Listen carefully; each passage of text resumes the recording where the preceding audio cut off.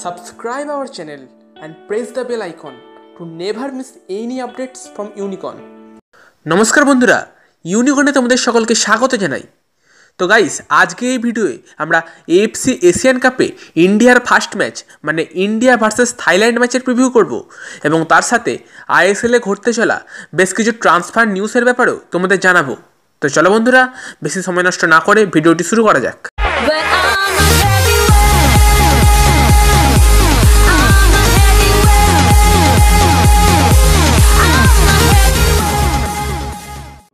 তো বন্ধুরা, AFC Asian cup 2019-এ Bharat প্রথম ম্যাচ খেলতে নামছে 6ই জানুয়ারি রবিবার থাইল্যান্ডের বিরুদ্ধে।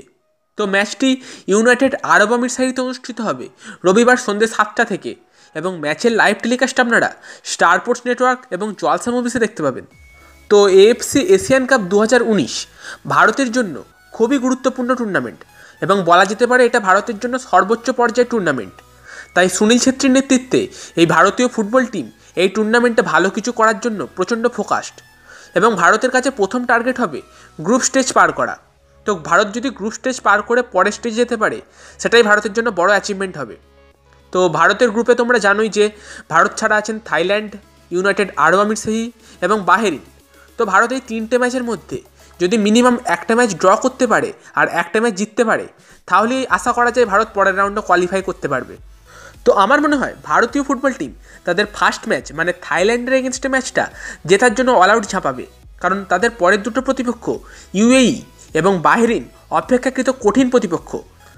তো ভারত চেষ্টা করবে থাইল্যান্ড ম্যাচটা থেকে ফুল 3 পয়েন্ট তুলে নিতে।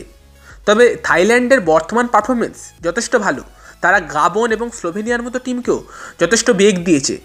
তবে ভারত যে থাইল্যান্ডকে হারাতে পারে সেটার জন্য তোমাদের আমি একটা তথ্য দিচ্ছি। বর্তমান সময়ে লাস্ট 3 ম্যাচের মধ্যে ভারত চায়নার সাথে ড্র করেছে এবং ওমানের সাথে ড্র করেছে, কিন্তু থাইল্যান্ড চায়না এবং ওমান দুটো টিমের কাছেই হেরে গেছে। তো এটা বলা যায় যে ইন্ডিয়া যদি নিজেদের পোটেনশিয়াল অনুযায়ী খেলতে পারে তাহলে তারা থাইল্যান্ডকে হারাতেই পারবে। তো এই থাইল্যান্ড ভার্সেস ইন্ডিয়া ম্যাচের জন্য ইন্ডিয়ার স্টার্টিং লাইন আপ কেমন হতে পারে সেটা দেখে নেওয়া যাক।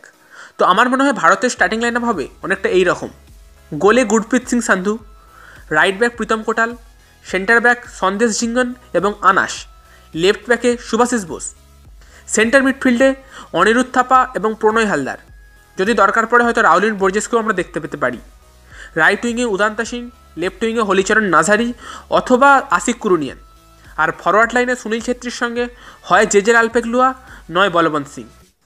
তো এটাই হতে পারে ভারতের স্টার্টিং লাইন আপ থাইল্যান্ডের এগেনস্টে। তো এএফসি এশিয়ান কাপ 2019-এর জন্য ইউনিকর্নের তরফ থেকে আমরা ভারতীয় ফুটবল টিমকে জানাই অল দ্য বেস্ট।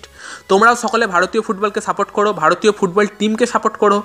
আশা করি ভারতীয় ফুটবল টিম 2019 এএফসি এশিয়ান কাপে ভালো কিছুই করে দেখাবে। তো চলো বন্ধুরা, এবার আইএসএল সম্পর্কিত বেশ কিছু ট্রান্সফার নিউজ যেগুলো শোনা যাচ্ছে সেগুলো তোমাদের জানিয়ে দিই। তো প্রথম ট্রান্সফার নিউজটি হলো north east United FC Mumbai city FC থেকে লেফট ব্যাক সৌভিক ঘোষকে সাইন করাতে চলেছে। আর ইস্ট বেঙ্গল দিল্লি ডায়নামোস এফসি থেকে তাদের পাহাড়ি উইঙ্গার সায়াম হাঙ্গেলকে দলে নিতে চলেছে। এছাড়াও তোমরা জানো যে বেঙ্গালুরু এফসি তাদের ভুটানি স্ট্রাইকার চ্যাঞ্চো গাইলেটসেনকে ছেড়ে দিয়েছে এবং তার জায়গায় তারা স্প্যানিশ স্ট্রাইকার ড্যানি আকুইনোকে দলে নিচ্ছে। তো ড্যানি আকুইনো একজন উইঙ্গার অথবা স্ট্রাইকার যিনি অ্যাটলেটিকো মাদ্রিদের মতো ক্লাবের হয়েও ম্যাচ খেলেছেন। আর এটিকে তাদের মরক্কান মিডফিল্ডার নৌসির এল মাইমনিকে রিলিজ করে দিয়েছে মানে তাকে তার পুরনো ক্লাব মোঘরাব তেতুয়ানের কাছে বিক্রি করে দিয়েছে। তো নৌসির এল মাইমনি এটিকেতে গেম টাইম পাচ্ছিলেন না, তাই তাকে ছেড়ে দিয়ে এটিকে বেশ কিছু ট্রান্সফার ফিসও পেয়েছে। তো একদিক থেকে দেখতে গেলে এটা এক রকমের সঠিক সিদ্ধান্তই বলা যেতে পারে।